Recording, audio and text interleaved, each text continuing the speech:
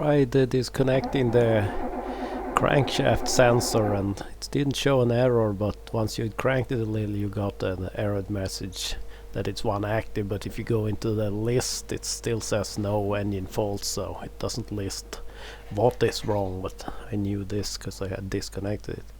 Had found earlier a wire pulled off here that I didn't really know where it was going to, and know now it's go to something to do with the fan, but it ran fine without this before it died, so I doubt that is the issue.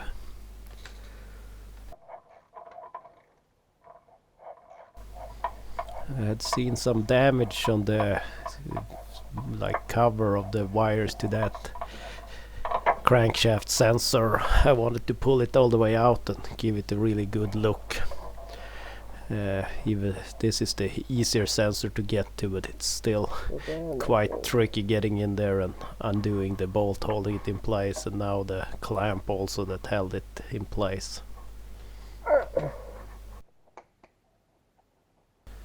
Cut away the protection for the wires here and could not see any noticeable damage on any of the wiring. Hooked up the voltmeter and moved the metal object in front of it and got a little bit of reaction, so it seems to be a little bit of function in the sensor at least. It's not dead, but it could still be faulty.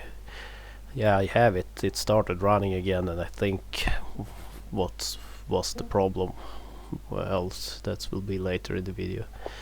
Some shrink wrap, shrink tubing, and then a little of that vulcanizing tape to cover it. Reinstalled sensor, and had found a connection on the generator back here. I had removed the cover, but it's below the kind of main connection for it, and checked the wiring here. I seem to get the signal when up to that connector, the contact that's apart higher up. I really messed up the angle when I tried undoing it a little, but it's a nut behind the ring connection and then a nut in front, and I couldn't find a way to hold that rear nut, and all of it seems to spin, but here it was some corrosion that could be seen. So, and this should connect to a place where it also has to do something with the next connector to it. It's where the front and the rear for the pump, and there has been some issues with when switching front going back for the forward.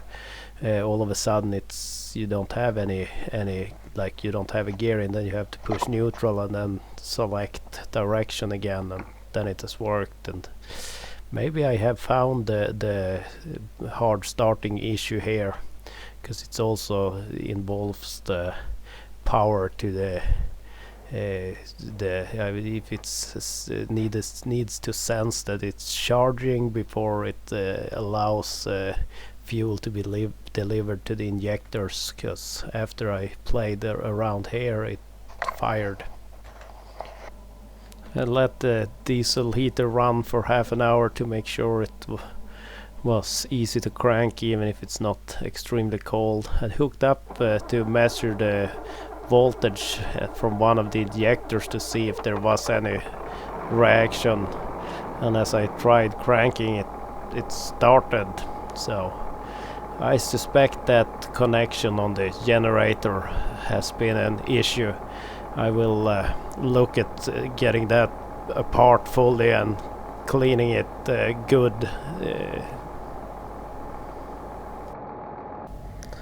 I cleaned up all the tools that were laying on the machine, and then I was gonna move it a little closer to the garage so it's possible to access it with a welder and weld a few things on it that have some minor cracks that we have found.